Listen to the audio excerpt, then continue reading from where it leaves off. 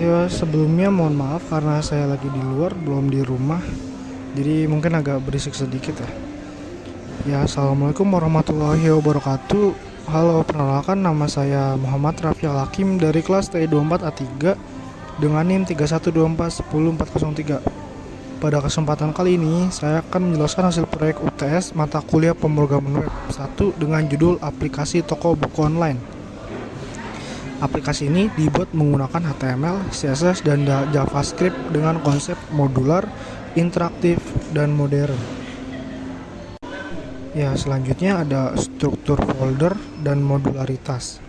Pertama-tama, saya akan menjelaskan struktur folder dari proyek ini.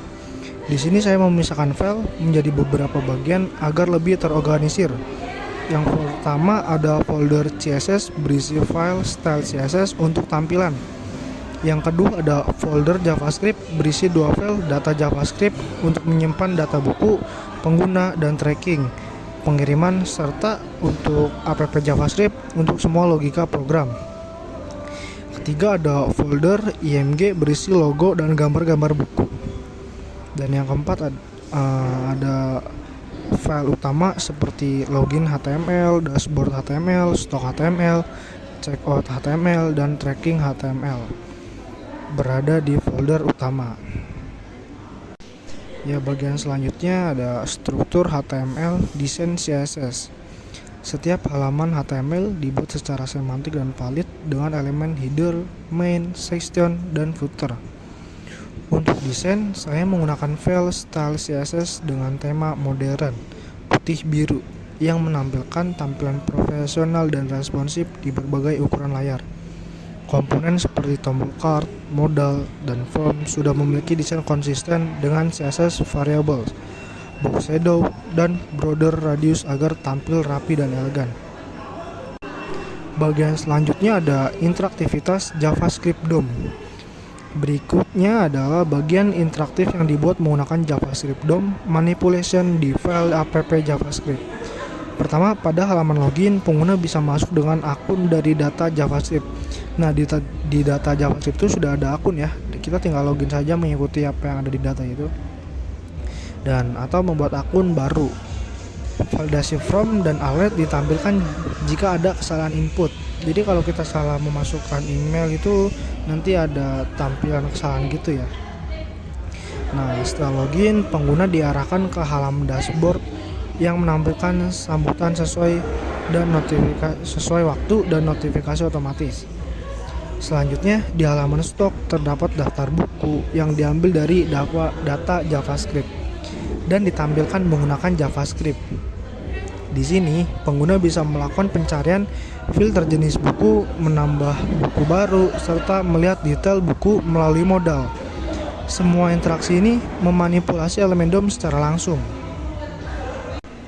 Nah, selanjutnya itu ada keranjang dan checkout. Di sini pengguna dapat menambahkan buku ke keranjang belanja.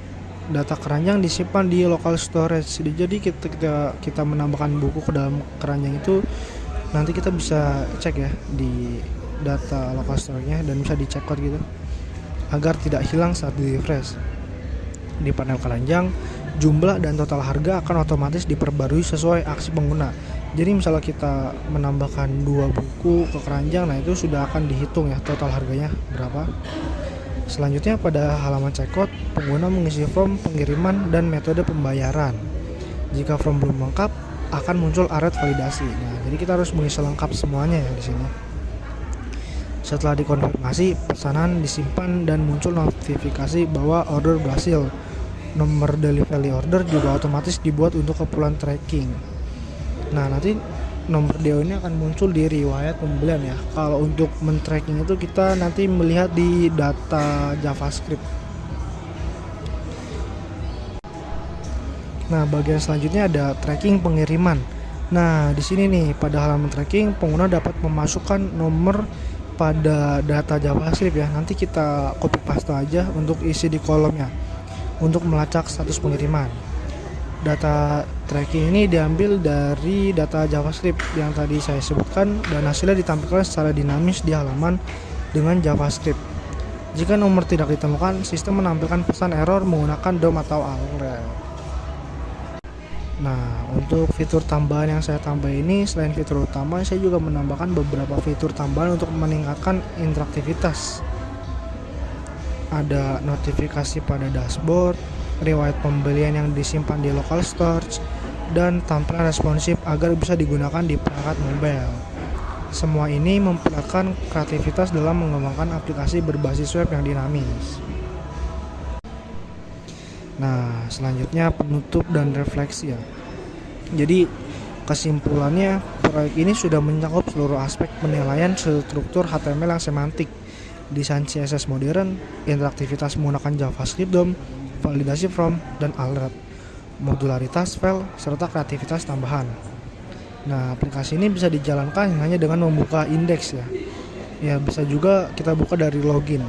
Cuman dari indeks juga bisa sih, tanpa server tambahan karena seluruh logika berjalan di sisi klien melalui JavaScript. Nah, mungkin sekian dari penjelasan saya. Kurang lebihnya mohon maaf. Wassalamualaikum warahmatullahi wabarakatuh. Terima kasih.